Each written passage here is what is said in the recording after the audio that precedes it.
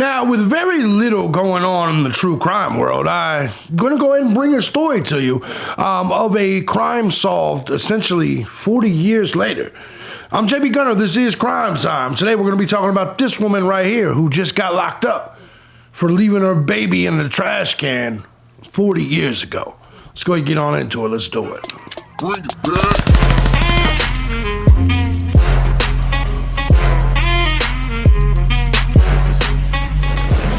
What's going on, everybody? As you guys know, I'm JB Gunner, and this is Crime Time. Now, before we get started, let me say first and foremost, thank you to everybody that supports the channel. Hell, any of my channels, regardless of platform, regardless of method you choose, whether it's Cash App, Patreon, Venmo, PayPal. Guys, I couldn't do this each and every day for the last 18 years if it wasn't for you, the Gun Squad. Love you guys so much. Thank you. And if you too find my content valuable, feel free to hit the links down below. Join the Gun Squad, and you can also find links to some other content. I actually just created a brand new hiking channel. A lot of big things going on there. But anyway, I'm here with you guys, and I know this isn't a Koberger video. This isn't a Delphi video. People like to pay attention to the big cases, but if you want me to be able to provide more content for this channel, I'm going to have to do all crimes over here, okay? Especially things that, you know, sometimes aren't a big deal, but to some people they are. And this is going to be one of them stories that is very much so like that. Guys, a shocking development has occurred in a cold case of a baby found dead in 1987 by a man rummaging through trash in California. Like 40 motherfucking years for the most part. An arrest has been made. In fact, let's just go ahead and look here. Let's just do this real quick. New at 11, 37 years ago, a newborn baby was found dead inside a Riverside dumpster. Now, almost 4 decades later, cops finally know who did it. Homicide detectives say it's the baby's mother. I just want to say this. I couldn't imagine being arrested for a crime 4 decades later. You know what I'm saying? I mean, yeah, karma always comes to collect, but I gotta be honest, man. If I could commit even something as hideous as that, and I made it through all this time, and now 4 decades later, somebody's knocking on the door and arresting me, I would feel kind of gypped. I guess it depends on how you look at it, right? Because I guess technically she won, because she should have been in prison 4 decades ago. It's just, that has to suck. Imagine, I understand, just imagine being her for just a second. You thought you got away with this shit all this time. All this time. Mother, 55-year-old Melissa Jean Allen Avila. After initially seeing the case grow cold, Riverside police reopened the investigation 4 years ago and then connected Avila's DNA to the dead newborn. Damn. Avila was 19 at the time of the baby's death, and police don't believe the newborn's father was involved. Hello, I'm Mark. You know what? I'm going to be honest with you. You know, that's something that's probably going to happen to a lot of people, because a lot of people, you know, you go back to 1987, people didn't know about this DNA shit. There's probably a lot of cold cases that can be solved throughout this, you know. I guess it all depends. But you think about it. You're leaving a baby in the dumpster. You share the same DNA as the little motherfucker, right? Anyways, an arrest has finally been made in a nearly 4-decade-long search for answers. A mysterious case of a baby found dead in a California dumpster. Melissa Jean Allen Avila was identified as the baby's mother and arrested in Shelby, North Carolina on August 5th. She was arrested all the way in North Carolina, man. On October 13, 1987, a newborn baby girl was found discarded and dead inside the trash by a man that was rummaging for recyclables behind a business and the address there. The girl's death was ruled a homicide, and the case went cold all the way until 2020, when the Riverside Police Department's homicide unit reopened the investigation.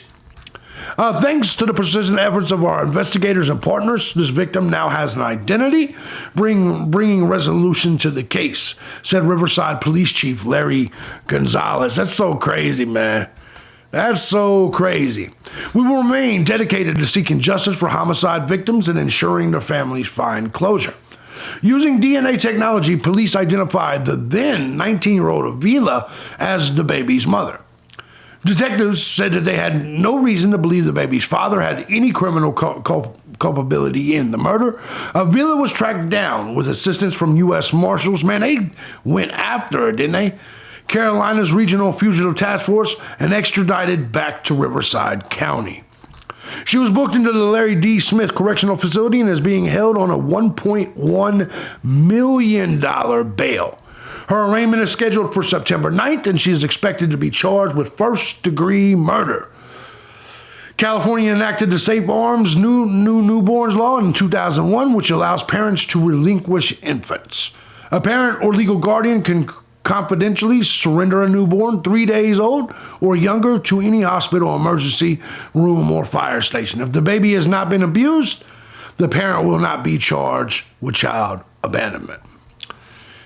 This is kind of a wild thing, but it's a good story, right? We don't get a lot of good stories, especially on the Crime Time channel. You know, this is a person who clearly deserves to be in jail. I will be honest, man. I have a problem with them being able to just drop the baby off. I'm sorry. And I'm gonna rant for a second about sex. As a man, if I simply can't afford my child or don't want a child, I go to jail. But women have all these different options, options I don't agree with, like abortion. They can adopt, the morning after pill. They have all these fucking different options once they fucking conceive a baby, right? And even then, in California, you can drop the little motherfucker off for up to 3 days. A dude, once he busts a nut, he is hooked. He is literally trapped. I don't understand why, if a woman can't take care of her kid, she's given all of this fucking second chances, third chances, different methods to opt out of being a mother. But a man, once you bust that nut, it doesn't matter. You're not even in control of whether she kills the baby or not. You're not in control of anything.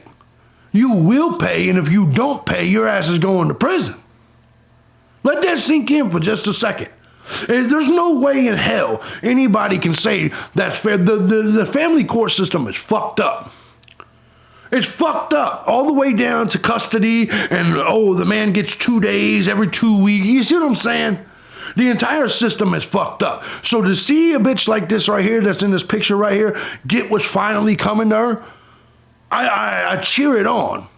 But the reality of this is, as we were reading right there, the whole law has changed where women can opt out of parenting just like that. But you as a male, you cannot. And by the way, I don't think men should. We're men. Our job is to provide and protect. But when you're looking at a story like this, you know what I mean? It's just, to me, it feels completely unfair. And it's hard to argue against that. I don't think either parent should be able to get out of parenting. I don't believe either one should get out of, but I also don't believe you should go to jail for like child support. We were supposed to live in a country where there is no debtor's prison. But there's only two things you can go to jail for owing: the IRS and a female.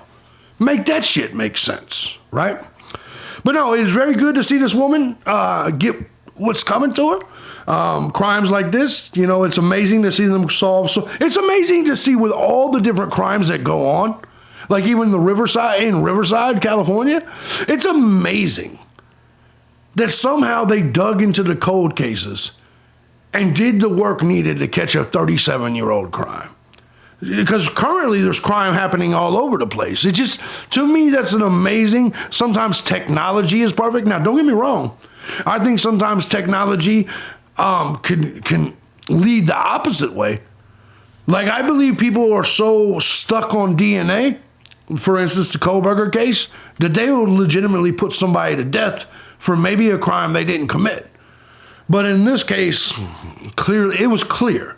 She was the mother. They shared DNA. And let's just be honest here. A mother isn't going to just lose her kid like that and not know. The fact that she didn't report the missing baby is that all the evidence you need that she's the one that killed the missing baby. Do you see the point? All right, guys, that's all I got on this one. This is a quick video. I'm JB Gunner. This is Crime Time. If you like what I do here, feel free to hit the links down below. Support the channel. I'm going to try to get you guys a video every day this week. Some of them will be like this, and some of them may be big. It depends on if we have any real news. We haven't had any real news in a while in terms of the crimes, and especially true crime. There's just not a lot going on. All right, guys, I'll see you next time. I'll see you tomorrow. Peace out.